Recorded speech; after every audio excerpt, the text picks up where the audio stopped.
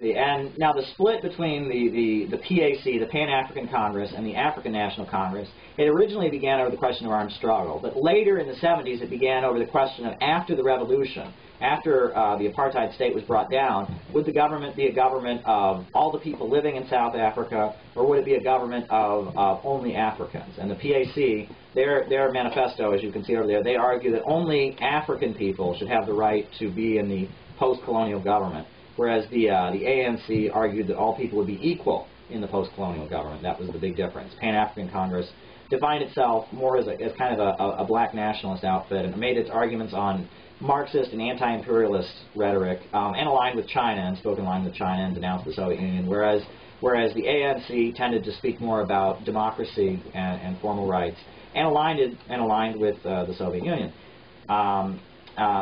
Now, one of the greatest setbacks that occurred in the African liberation struggle was the collapse of the Soviet Union. When the Soviet Union collapsed in 1991, apartheid had just come down in South Africa. And the African National Congress had declared they were ready to move towards socialism. You know, with the Soviet Union there and with all the aid and with defense, they were ready to turn South Africa into the Cuba of Africa. The Soviet Union collapsed. They felt that because they didn't have the foreign support, they would have to take a road similar to what China has taken now, a free market enterprise. And they don't call themselves a socialist society, and they openly said, we want imperialist countries to invest, and we'll control it. And that many view that as an extreme setback and as a choice that they made. And there's actually a pamphlet on the desk over there called South Africa, Which Road to Liberation, published in 1994 by Workers' World Party, written by Monica Moorhead, speaking about that question of debate, and should South Africa have a two-stage revolution of bourgeois democracy and then socialism, or is socialism the only way forward? And that's really the question that plays itself out throughout the African Revolution. Is it a question of constructing bourgeois democracy, and then once you solidify that, then you can have socialism, or is it a question of constructing socialism? And that question burned itself out, and it was really the question: is there a such thing as a democratic bourgeoisie? Mm-hmm. Is there a capitalist who's committed to a democracy? Is there a capitalist who truly values democracy but not socialism that you can align with against apartheid or against fascism? That's the question. Can you? No. No, I would say no, and Trotsky would say no. That was the basis of the theory of permanent revolution. Social democrats. What? Social democrats. Right. But the question of class against class, is there a good bourgeois and a bad bourgeois, and we should find these good bourgeois and block with them against the bad bourgeois, and then we'll convince the good bourgeois to eventually reform, or is it a question of class against class? Is it a question of the workers and the peasants and the people suffering from apartheid versus the bourgeoisie in its entirety? And is that the question? That was the burning question throughout the African liberation struggle.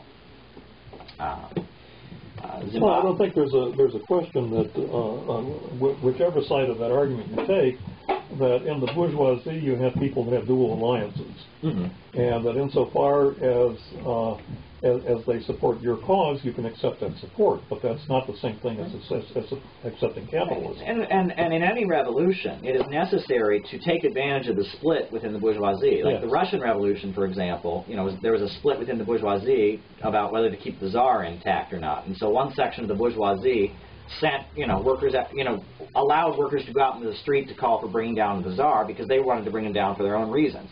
But just so happened then the workers ran over them too. Right, but it wasn't a question of an alliance. They didn't align with the democratic bourgeoisie, but they took advantage. They took an advantage of the difference for their own ends. That's a totally different question. And the question of injecting class against class, into the struggle for liberation has been the burning question in the African liberation movement.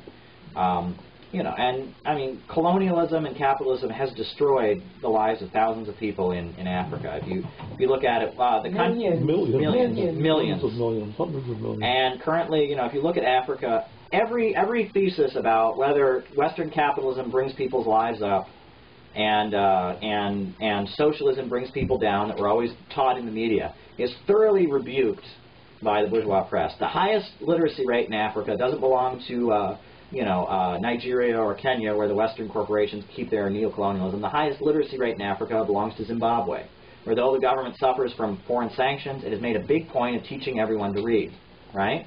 Mainly with the help of China. China has sent in educators and has constructed the educational system of Zimbabwe, right? The question of the highest the highest life expectancy in Africa doesn't belong to Uganda, where there's a Christian fundamentalist who wants to institute the death penalty for homosexuals and is backed by the U.S.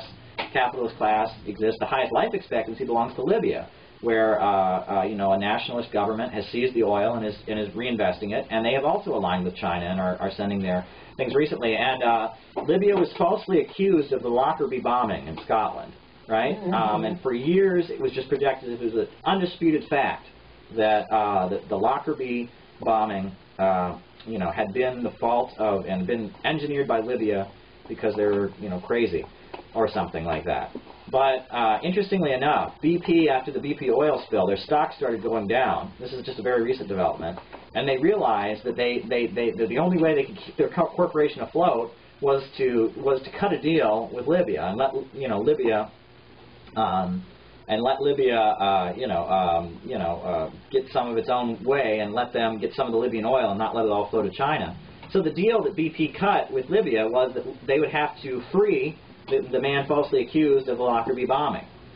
And so they did, and the guy falsely accused of the Lockerbie bombing was welcomed back to Libya with a ticker tape parade and confetti and flowers and all that. And the West was condemning that. They were hailing a terrorist, but it's been maintained by him and maintained by all Western accounts that he was innocent of the crime, and that in order to let BP get a price of the Western oil, get a share of Libyan oil, that they had to release this man who'd been locked away for years. Wow. Was it denationalized or merely sold? No, it was just merely sold from the state. But they were selling exclusively to China prior to that. And so they said, we'll sell BP some of our oil if you arrange for him to go free. And that shows, by the way, that who really calls the shots? Yeah. Was he allowed to go free just because, this independent court, based purely on blind justice, had come to the conclusion, or it was purely a business transaction? It was a business transaction all along. This innocent man was kept in prison to demonize Libya. Also, the 1994 British miners' strike, interestingly enough, the way they broke it is they arrested the leader of the National Miners' Union, Arthur Scargill, who was himself a communist. They arrested him for being a Libyan agent. They claimed he was an agent of Libya. And, of course, that was false. He just had simply, his union, along with every other major union in Britain, had sent a delegation to Libya for a labor exchange. And that was the basis. Well, not to be lost that Margaret Thatcher largely destroyed the mining unions in Britain by destroying mining, shutting down the mines.